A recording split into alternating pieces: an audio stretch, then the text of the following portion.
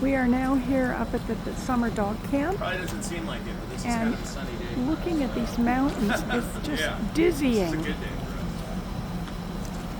for So we are in Sheep Creek at this summer dog camp. us. Yeah, it's like about 36 dogs per color per yard.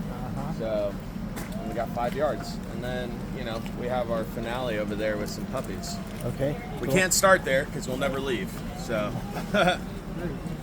yeah, whenever you guys are ready, we're actually going to